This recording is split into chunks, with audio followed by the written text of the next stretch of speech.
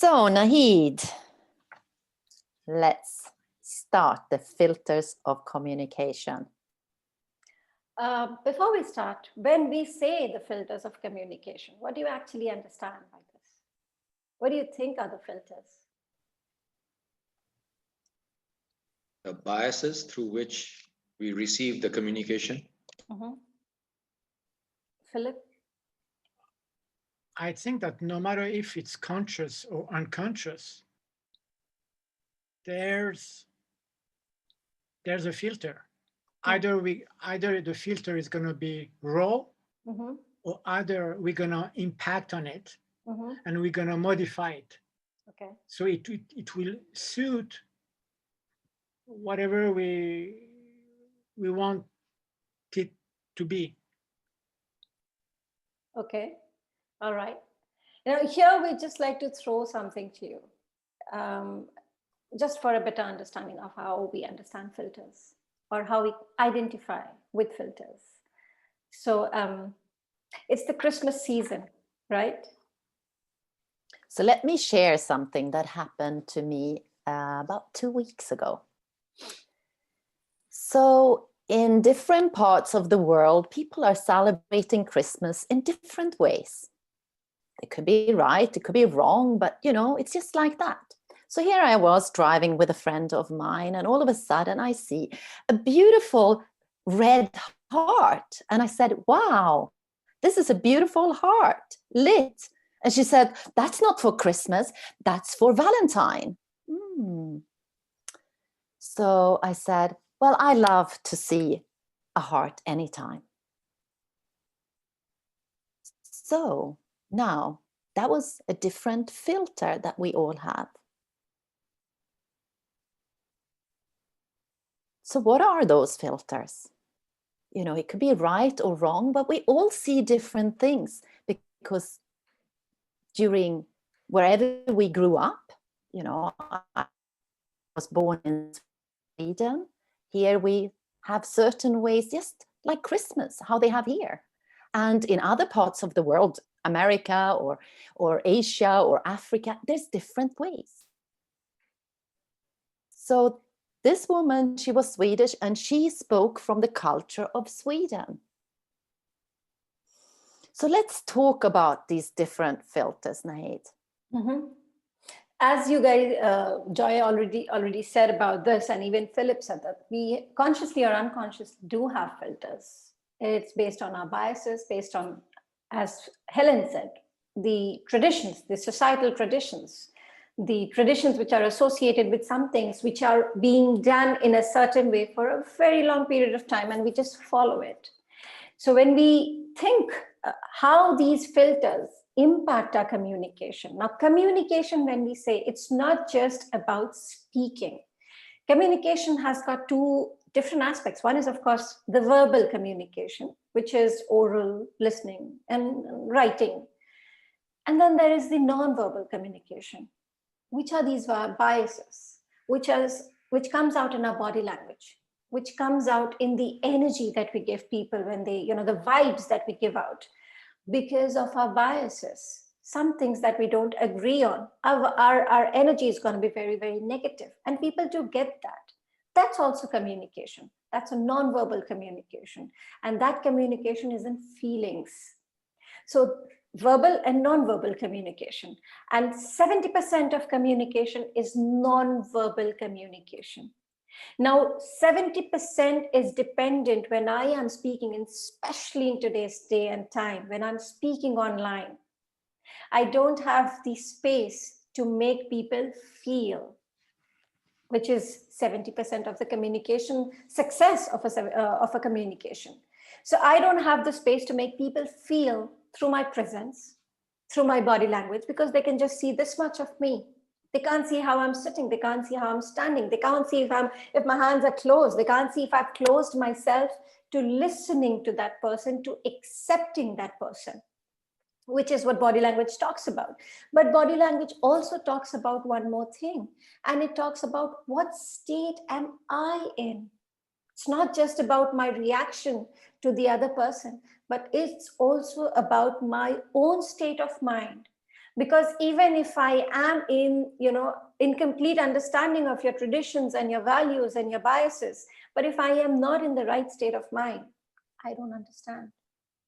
Because I am not in the place where I am listening 100%. Because listening comes with the mind, with the ears, with the eyes, and with the heart.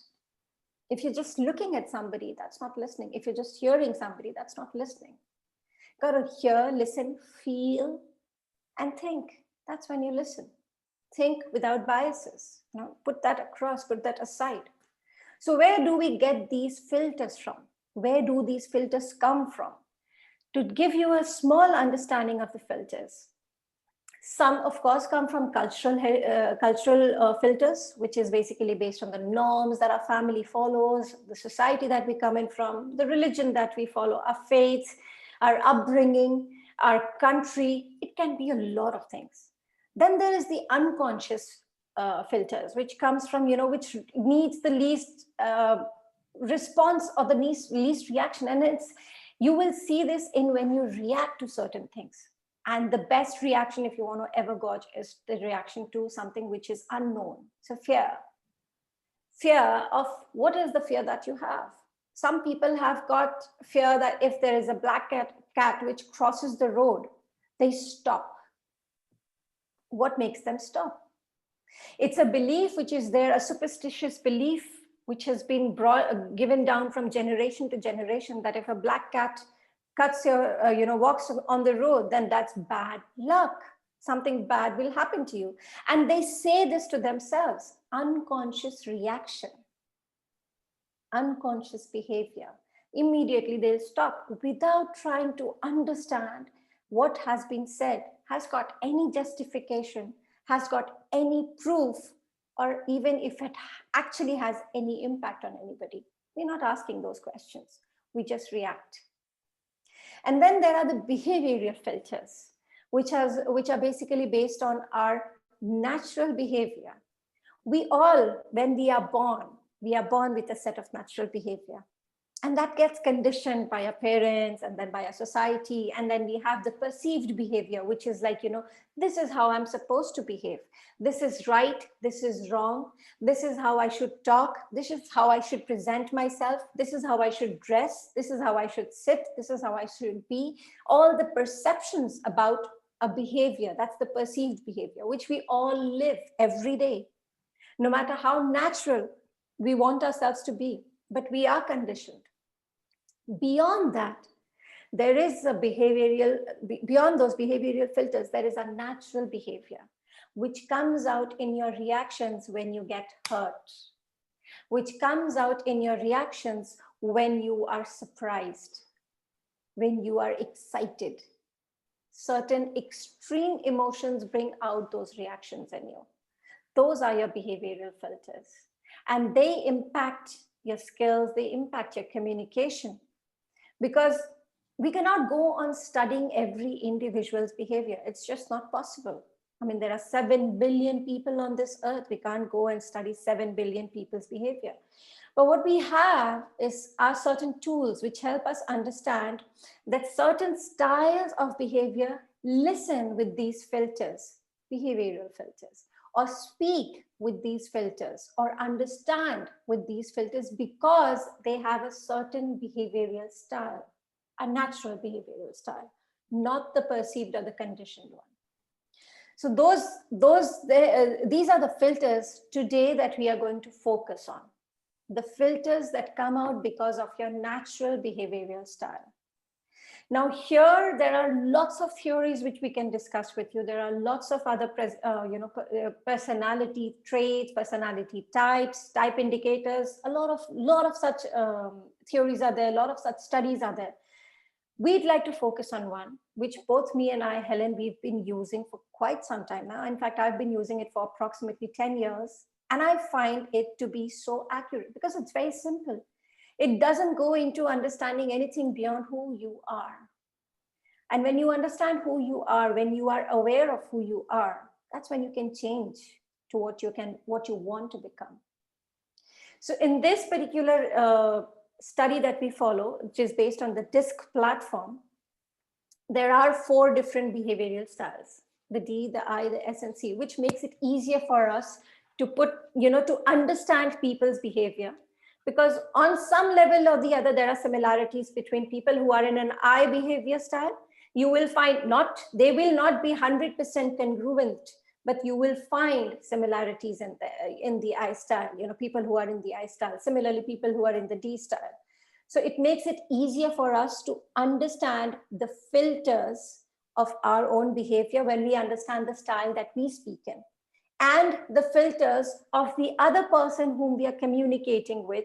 So we know that, okay, what I am saying may not be understood by this person the way I'm saying it, because my behavioral style is this, the other person's this. So the behavioral filters, which is there because of our styles, creates a gap in understanding, and hence a gap in communication effectiveness.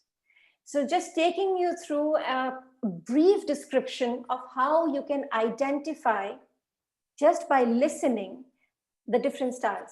This will just make it easier for you to understand how different styles communicate. So you can understand how you communicate and how others are communicating just by listening.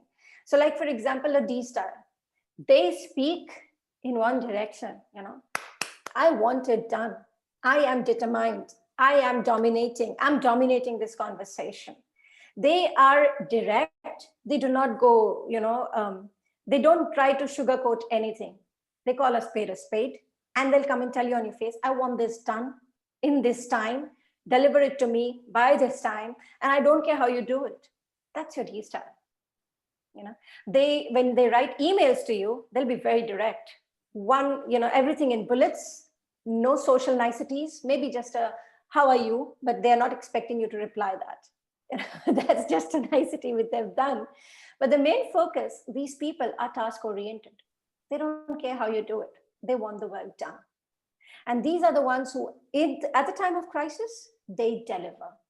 Because at that time, they are the ones who will know what needs to be done, and they will get it done. They don't get carried away with emotions. At a time of crisis, these people are your rock solid foundation people, and they will deliver it in the way they communicate, in the body language, in the verbal communication, in the written communication. You will see a leader in the D leader. You will see them as being the one who is in front and who's leading it, and like, take the risk, let's go out, let's get it done. That's your D style. You'll be able to identify them. If I would just ask you an example, if you can give me an example, who you think can be a D style leader? The person who spoke to me, that was telling me about this red heart, is a D communication. It was just her way. And I knew at that time, okay, let's just leave it like that. Because she was very direct. This is how it should be, and very blunt. I know it didn't come from a place of being rude, but someone else who would have heard it would have said, oh my God, because that was her belief, and she is a very direct communicator. Philip, do you think you can, just try and guess if you know of anybody, maybe a public figure, who's a D style? Or whose communication is a D style?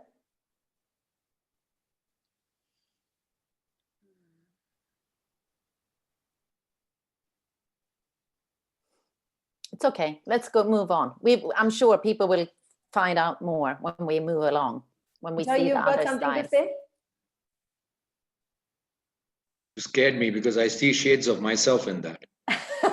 That's a good thing. Up until 3 years ago, bullet number 1, bullet number 2.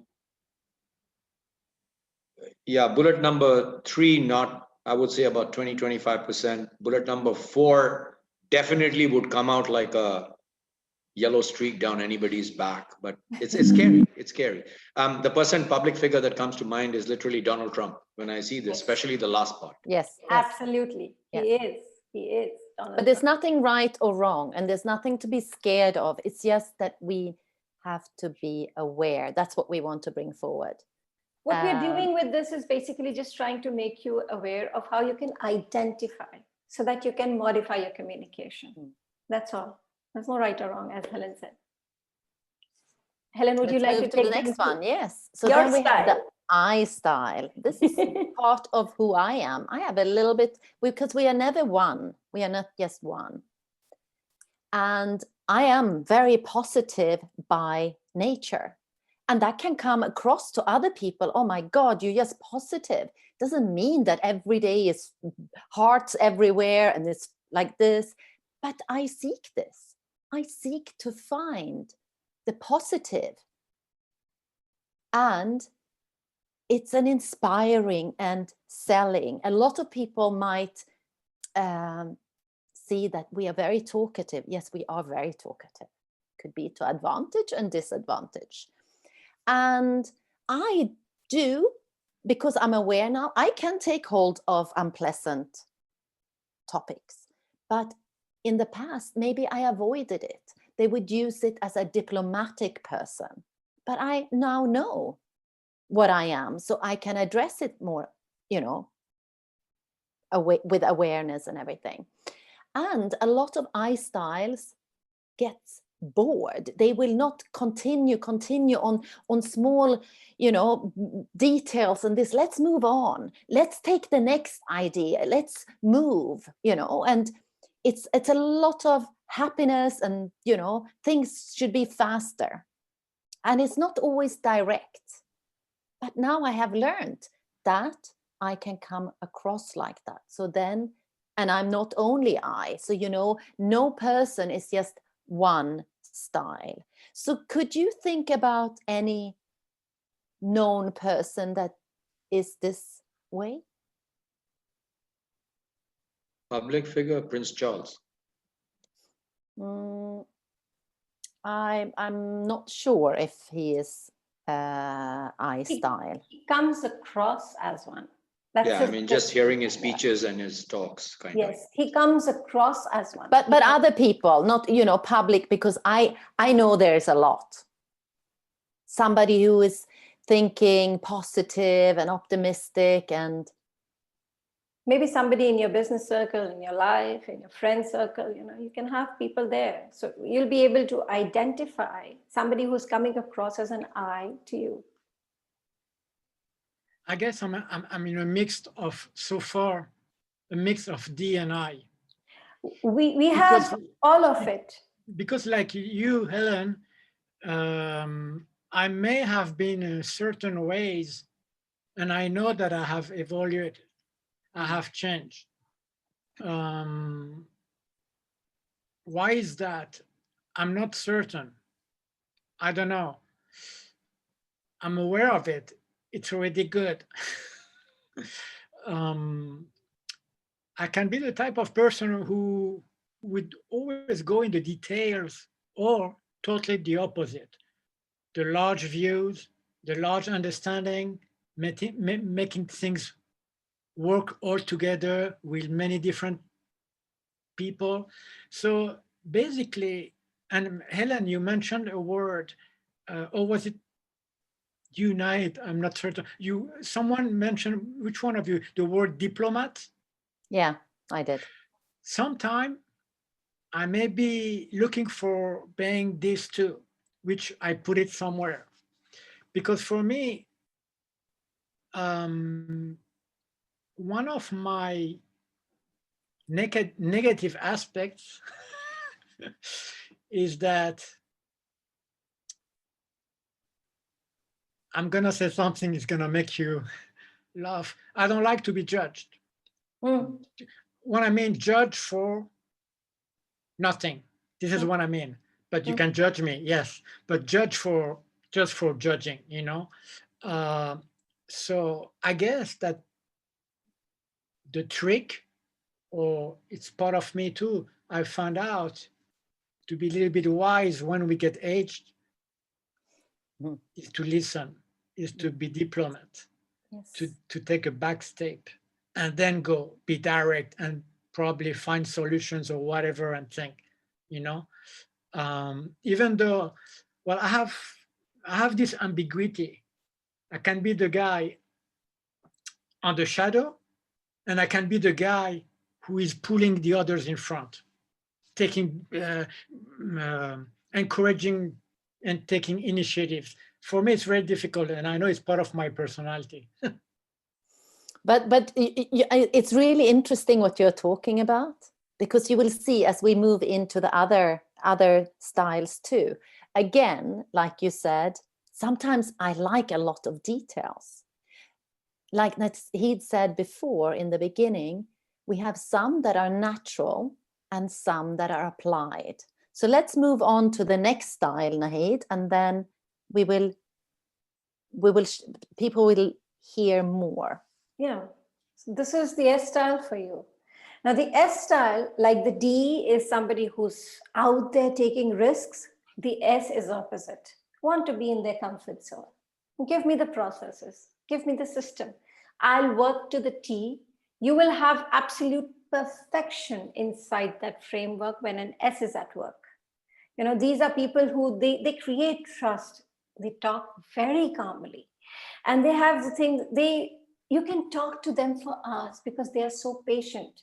They are these social, these social magnets. They love to be a social, in the society, accepted, acknowledged, part of it, but not in the limelight. Don't keep me in the limelight. Let me be there, but I'll be there. I want to be a part of it. I want to belong. Their need for belongingness makes them take certain decisions, which they may not be comfortable with, but they will do it because they need to belong, to be accepted. And you will hear it in them. When they speak, you will hear it in their body language. Their body language will say that accept me. Their entire stance will be, I want to blend in. I don't want to stand out. And I don't want to get out of my comfort zone, take risks. Even if it is something which is a calculative risk, still, why do it? I'm happy doing the way I'm doing it. Why change when things are working? Why go for something new when the old is absolutely fine? That's your S for you. They just, you give, but yeah, they're the ones who are reliable, because if you give them something to do, you can be rest assured, the time that you've given them, it will be delivered to you. That's the stability style. That's the style on which you can rely. So when you hear these kind of people speak, you will hear stability. You will hear assurance, security. And if you're talking insecurity, they will be the ones to not like that conversation, not feel comfortable, become anxious, get agitated. That's your S style. Know of anyone thinking? Yeah. And then we have the C style, the last We have style. lost the screen. I'm sorry? This is showing up now. You can see the screen? Okay. Yes. Okay. You see the S style. The C style. We've come Okay. to the C style. Okay. Mm-hmm. Helen, you'd like to take this? Yeah, it's not on my screen, but it's okay. I'll speak from my knowing. So the C style, who are they? These are the ones that will give all the details and all the facts, which is really, really important in so many projects. And like the S, they don't prefer to speak. They like to put everything down in writing, so they can see what they put down is correct. Correctness is very important for a C style. It's extremely important to have all the facts and figures. Figures are very important for the C styles too. And they look into really micro. They will go in and look more and more. If you give them something, okay, they will look even further. So sometimes they could mix the big picture because they are looking into so many details that everything has to be correct. This is extremely important. Imagine when you're going to do your taxes or going to do your finance and all these things, they are really, really important. And they can also be a little bit quiet and reserved. They like to sit and listen. They will write down and they will analyze this. They will analyze it to details. And they can be very critical when they listen to someone else. So do you know anyone like this that you have worked with or in your surrounding? A client of mine falls in this category. Absolutely spot on. A to Z. So now when you see this, imagine if you know how they think and how they take things. Imagine when you speak to them, when you can maybe change some words.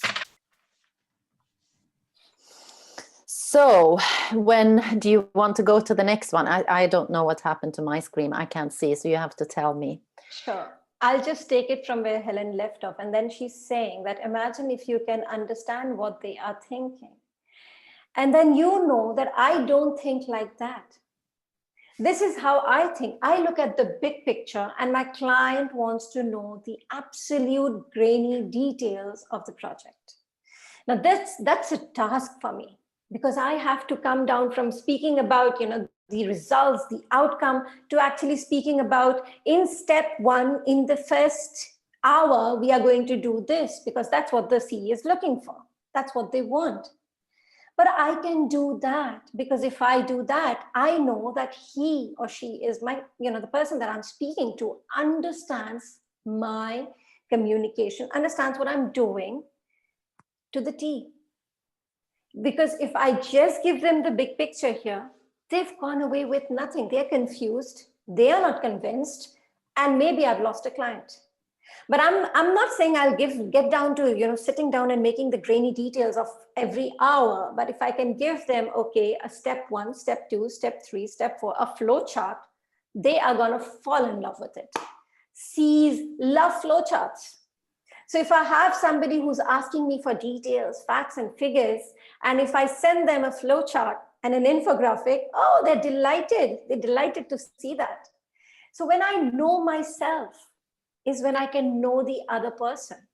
Okay, I don't like to make flowcharts. I don't like to make flowcharts, but I know that people love reading flowcharts. So now I have changed my style and I send them a flowchart. I've learned how to make it. And it's okay, even if it's a task for me, but I still find that when I do send a flowchart, it really makes an impact. So I could know that I'm not very good at this, but I also know that I can develop this, the skill. I developed that skill and that improved my communication to such a huge level. And that is what we call today emotional intelligence.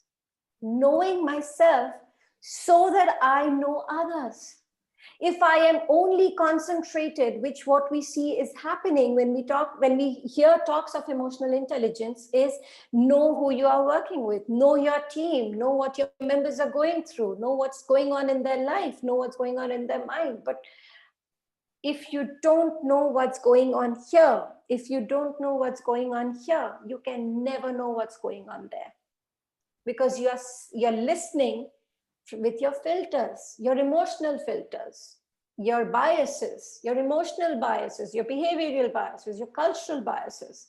What may be insecure to you may be nothing to the other person. What may be a risk to you may be opportunity and excitement to the other person. So you will be speaking from the point of view of risk and the other person is like, where is the risk?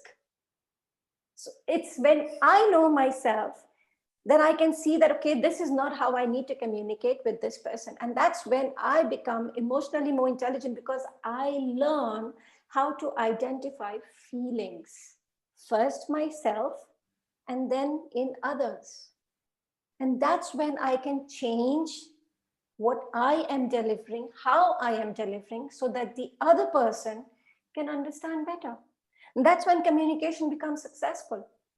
It's not just about saying what I need to say. It's about saying what I need to say in a way that the other person understands what I need to say. So how do you improve Because yes, we've given you an understanding of the different styles, how they communicate. You may be able to identify some of your own styles, some of the styles in the people that you have worked with or you interact with. What do you need to do? How should you communicate with them? If you can identify their styles, then what are the changes that you need to make? So let's just start with asking you, what do you think you should do when you're communicating with a D? A person who's very direct, very blunt, and is asking you, tell me how you're going to do it. Sorry, don't tell me how you're going to do it. Tell me when you're going to do it. You go D.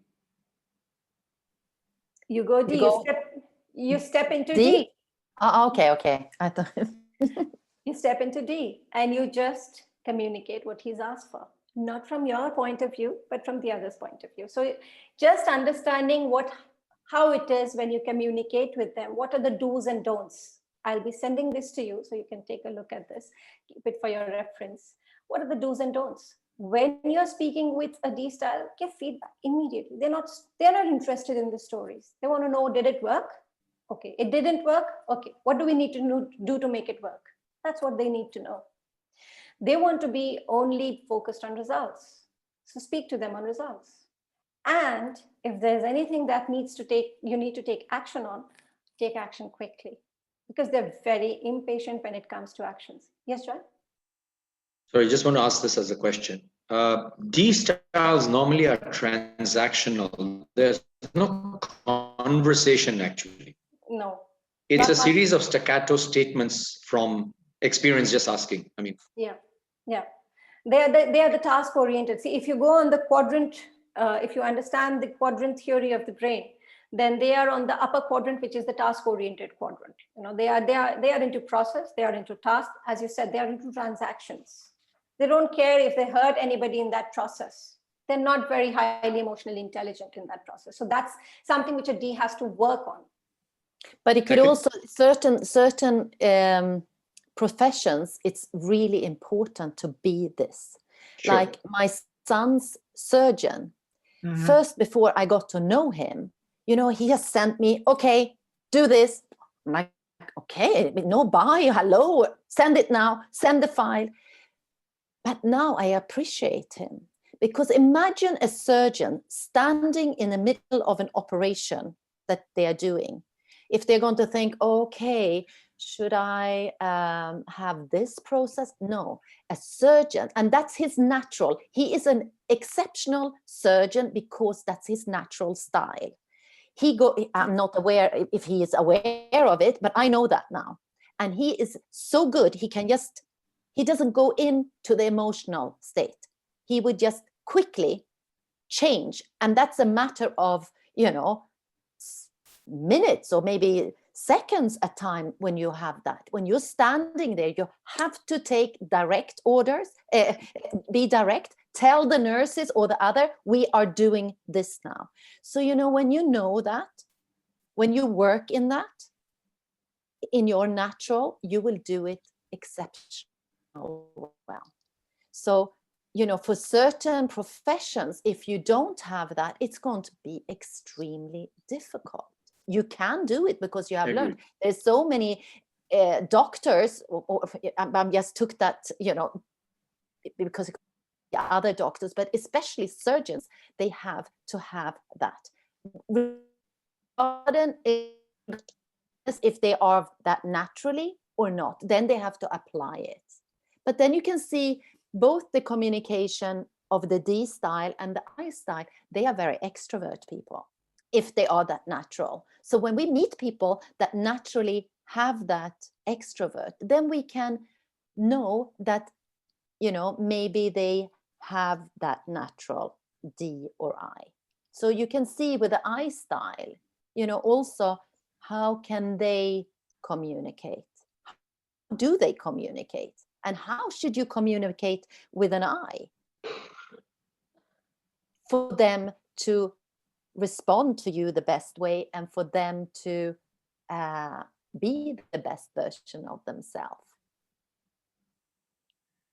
Just a slight digression in terms of a question. Philippe mentioned this while he was introducing and talking about himself, but does the styles change with personality, with age? Yes. The reason I'm also asking this is because I really, when I look back at self and I look at my corporate experience, I really fall into the D style, task oriented, top of that quadrant and everything very, very, very heavily. I had no emotions. It was all about results, performance, get the job done, go. But now I would look at this and say I'm more in the I style because I take time to listen. I love getting into the details. I try and explain the details. I prefer to have written communication than verbal or thing. I mean, even discussions are immediately put onto a piece of paper, and what used to be bullet points of 6 words are now sentences of 10 words, if that makes sense. Yeah. So does that change happen with age and maturity or something of that sort? See, I can speak because I see myself. So I also worked in a large corporation, and I'm a natural I. Before, I have done lots of these different discs, but I never really listen into it. So when I was working as a country manager, I had to do a lot of reports. I had to look into the finance and this and whatever. I did it very well. I did it very well because I got the competencies of it. However, in the end of the day, I felt so exhausted. I was so exhausted because I know now today, working with the extended disc, I have nothing of the C. Nothing at all. So I did it very well, and people saw me that way, but it had nothing of my natural behavior. So it was already there. However, I didn't, like Nateed was saying, we can have the natural or we have the applied. And of course, our values, they also come into this. Our values could change a little bit during our lifetime. But I know now today that I wasn't in the right job, because when I work in my natural behavior, then I have energy all the time when I'm allowed to do that. So Naheed, she allows me in our conversations to be and use my strength. Another thing is that, Joy, our behavior, the natural, doesn't change, but it modifies. And as you said, every time that we move on to a milestone in our life, it modifies. So when we were in school, the C was a little more high because we needed to do a lot of research, study, fact finding, all of those. Then when we move into college, our I gets a little out because it needs to enjoy, it needs to have fun. When we move on to a job, we move a little more, the S comes out a little more. It needs that safety, that security of the job. So we have all the 4 styles in us. The permutation and combination keeps on shifting based on the life, big milestones in life. When we get married, when we have children, so these shifts happen. The problem is when there is a complete reversal.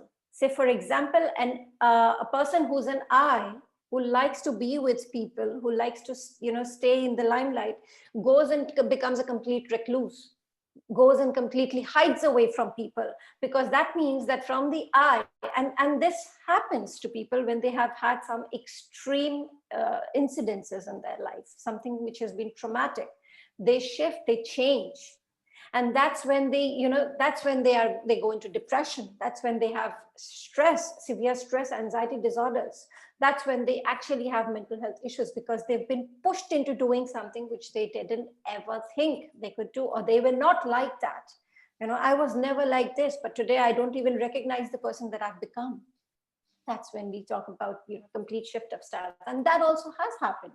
But yeah, on a regular perspective with every individual, as we move on with life, it keeps on shifting. In fact, every 3 months, it keeps on shifting. That is why it is called the perceived behavior. Because every 3 months, our interests change. Does that, sorry, I'm really digressing that, but that every 3 months data, is it something to do with a habit building period of that 60 days or 80 days or something? No, nothing as such. It's to do with the human span of concentration, focus, and interest. You know, we have something new that we find interesting almost every 3 months. Our interest keeps on changing almost every 3 months. I thought our attention span was only 6 seconds. Yes, it is lesser than a goldfish. Yeah, we've broken the world record. Yeah, absolutely. It is. It is. So I don't know. This data is also quite old. Maybe it has changed now. Interest. Instant gratification everyone needs now. Exactly. Everyone needs instant gratification. So maybe our interests also changed. And I've actually seen this. You know, people change things so quickly because it didn't give me results. So I changed my interest because it didn't give me results. So, you know, I was doing something in one way and I started doing it the other way because it didn't give me results. And I did not results. What do you mean by results? People did not give me the appreciation, acknowledgement that I needed, the acceptance that my work needed. So it is again from the external validation that I modify my behavior. But that's again on the perceived level. That's not your natural behavior. You don't touch your natural behavior. It usually stays where it is. And then you play with what the environment needs me to be, to do, to think, to say, to speak, and I change accordingly. So what you're saying basically is that all I'm doing is I'm changing wardrobe. Yes. Depending on the audience who's going to, the picture I'm going to take, I change my wardrobe and I wear a costume according to the picture that needs to be snapped. But my anatomy is still that same 320 pounds or 150 pounds or whatever it is. It still remains. That's the natural behavior. It just stays the way it is. It doesn't. You look at yourself, stand in front of the mirror and look at yourself. You have that attitude of, even if you have today become a more patient listener, you've developed a skill. But when it comes to getting things done, then if Joyce decides on something, nobody can. There you go. You have it in you. It will not go away. You may adapt different competencies and skills and styles of communication because of the job that you're in. So that the perceived environment needs me to be like this, I'll become like this. Right. So one of these DISCs is still part of our natural behavior. The part of the behavior. Not just one. You can be one. You know. You can no. You could be one or two. Yeah. So that's part of the behavior DNA. It's part of the behavior DNA. It's part of your behavioral filters. So like, for example, when Joy is listening to somebody, like when we discuss Joy, now since my natural style is a D, what I say, it gets inside your head. Correct. Because I am speaking very blunt, very direct, and I go hit hard on the target. I'm not going beating around the bush. Right? Correct. That's how the synergies develop. But I also know that, you know, there are times when I need somebody to do a nice storytelling with the information that I can give. And that's when I fall back on Helen, because I know that this is one person that I can go to whom I can give my ideas and she can create such a beautiful story around it. That's because that's her natural style. She's an eye. She loves to do that. She can see things from a different perspective. I see in bullets. She sees the whole, you know, the whole 360-degree part of the beauty, the people, the environment, all of those things. When I see change, I see, okay, this is the problem. This is what needs to be done. And let's act. She comes and she's like, you know, she takes everybody together. She will take time. She will, you know, there's a difference in the style in which we both work. So, but when we create that synergy that I can see the problem and I'm like, Helen, let's do this. And she's like, all right. And then there are some people who will need that restful self-assurance that she brings. And then there are some people who will be probably like you, who just want, tell me what needs to be done and I'll get started. And I don't want to wait. And I don't want to be told that I need to do step 1, step 2, step 3. I don't like when somebody tells me that this is the framework that you need to follow, because I'm like, okay, tell me what you want and I'll deliver it to you. How I do it, it's for me to know. You know, it's for me to do because I know how I do it best. I know how I can deliver things to you best. That's a D for you. They'll do it their way, but they will do the best that you have ever got. But if you go to an S, then they'll tell you, no, tell me what needs to come first, what needs to go second, where needs to go this, where you need to put this. That's when you are with an S star. So in that moment, instead of losing your patience, understand this is how this person understands or communicates. And I give them that, and my task is done. Or if you meet someone who is a C, I mean, maybe you have met people that this is a correct way of writing, grammar, correct, this, whatever. You know that they don't have to be, but when that's really in there, it cannot be, you know, I mean, like in Swedish, we don't break up a word. And I have a colleague who is very much C. She gets so irritated. You didn't do this, you didn't do that. And she will go into how my structure on my writing is, which is really good. Of course, it's great to have that. But I'm like, okay, is it really necessary? But for her, it's so important. It's so important. It will really make her so irritated if it's not, you know, correct way. And that's why we know at school, we have, like Nahid said, we have to follow that structure. So people who are very much C, they will do, not in all schools, but they will do very well at school, because it's so important to be that way when we are at school. It's so important. Like that's not very encouraged. Neither is D. No, but even the school structure is designed as such that it makes you develop the perceived behavior of a C. Yeah, no, I was going to go there. My last question was that this seems to have a lot of similarities with learning styles. I mean, having kids in school and I see them. So for example, my eldest is a visual learner. You know, he remembers and learns more by sight. So the more videos you show him, the faster his absorption is. And I mean, I just wanted to know the parallels for my own understanding. So that's the learning strategy. Okay, that's again a different thing. But here, if you understand that maybe your son, you know, maybe he's a complete D. He's like, you know, if you give him something, it's like that, I'll get it done. Don't worry about it. Like he is. My mom, she used to have this, you know, this time for us to study, 6 to 8 in the evening. It is study time. You have to finish your homework. Me and my brother, we used to finish it in 15 minutes. We're done. And now we don't want to sit here for the next, you know, 1.5 hours. We want to go and play. She's like, no, this is study time. You need to sit, because that's how the system of school and discipline is, that you need to get into this particular mode, that when it is this time, you have to be in this, but I've completed my task. I don't want to sit. I don't want to be here. I don't want to be with the books. And that's when I pushed a child, is when the child starts averting, getting this, you know, I hate studying. I hate school. I hate my books, because you pushed them into doing something which their learning style was very quick. They finished it in 15 minutes. Let them go. They'll learn much more better if you do that. But because we have these understanding of how perceived behaviors should be, we do not allow the natural behavior to flourish. So would it be possible to say that every style, as you said, Nahid, comes from all the biases? The natural style you're born with. And then the changes happens based on the environment. So when the environment needs you to be a certain way, that is a bias, right? Okay.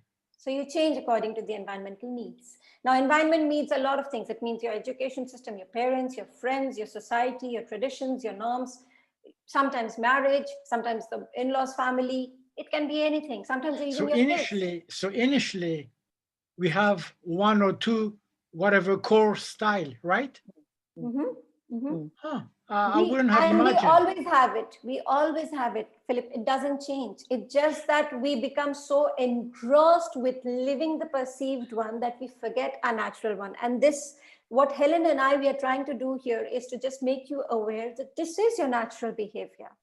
Don't try and see that perceived behavior that you're living as your reality. That's just a perception. Your reality is that, Joy, you're a D, you can get things done. Don't get caught up with things when they are not happening. Philip, you are an I. You know you can communicate and connect with people. You know, it's your natural style. Be aware of that. Not just live in that perceived reality of who you should be and you are needed to be and you have become. That's just something which is there tomorrow. Maybe day after tomorrow it will change. But the one that is inside you, your natural style, doesn't change. So when you are aware of that, you can relate and understand others because you understand that this is something which they are saying, because you also do that. So are we going to go into, because I can't see your screen, what you have? All right. So there's the do's and don'ts. As I said, I'll be sending this to you. So this will give you some kind of a support when you can identify the C styles, the D styles, the S and I, and what you should, so it's like, for example, for communicating with an S style, slow down your approach. Don't go too fast. Now, this is for Joy.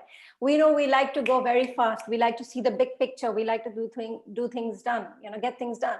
But when you're communicating with an S style, slow down. Okay, yes, this is what we have to do in the next 5 years. However, in the next 6 months, this is what we have to complete. You need to chunk it down for them, right? Like for Philip, when you're speaking with them, you will be able to do it very well because they need to first have a rapport, a trust factor built in. Then they are ready to listen to anything that you would like to say to them. So, when you are speaking to an S style, and you will recognize them fairly easily, they are the ones who will be talking, they'll be using the words safe, secure, calm, steady. These are their favorite words. They'll use it. So there you go. You just catch it. And then just follow these do's and don'ts that, don't pressure them to take quick actions. They're not ones, because they need to study, understand, become comfortable, and then they'll act. They cannot just act on an impulse. Oh, that's risky for them. So the S style will actually wait for the house to fully burn down before saying the house is on fire, call 911. Yes, maybe. I mean, they're waiting to do the study that the house is burning. How far is it burning? Where's the wind coming from? What details are coming? And then they'll actually wait for the neighbors to give the call, because for them to actually go to the telephone is also a risk. So I would say the pure engineer one. Pure engineer ones will be the CS style, the ones who are more of CS, because they are the ones who will be looking at getting into the details, working with the facts, and at the same time following the framework, the structures. So yeah, more of the engineers are the CS styles, more of the accountants and chartered accountants, they are the CS styles. More of the leaders, especially world leaders, they are the ID styles. So it's very easy. You can see that, and you can see that there are certain styles which are best suited to certain jobs. Like, for example, Helen had described in the beginning, for a person who's into accounts, who's doing finance, you can't afford to make mistakes, right? So for a person like me who likes to see the big picture, I don't want to get into that. I give it to my husband, who goes down to the details of everything, because he's a CS. So I know his strength. I know that he will go down and take out anything which is amiss, when I might just make, and with D styles, you'll find that they make a lot of silly mistakes. And I style too. Yes, D and I styles will make a lot of silly mistakes because they're looking at the big picture. They're not looking at the nitty-gritty details. And with the C and S styles, you'll find them doing revisions every single line. So that's very interesting to notice, to observe. And as we said in the beginning, that when you are aware of yourself, you're aware of the others, communication can certainly improve, because you have developed that intelligence to understand people. So we would like to invite you into just a little exercise. So what you have heard. So you may close your eyes, so you don't go into all the things that should be there. Just close your eyes and yes, close your eyes and slow down your breath. Now imagine it's 21st of December, 2021. See yourself there. How has your communication improved these past 12 months? What have you become aware of? And how are you communicating differently with people now?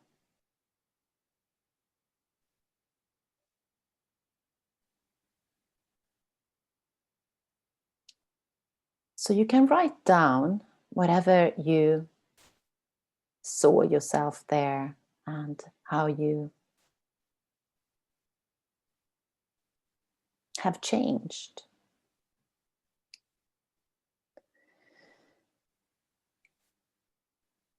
You don't have to share it with us. You can just write it down for yourself.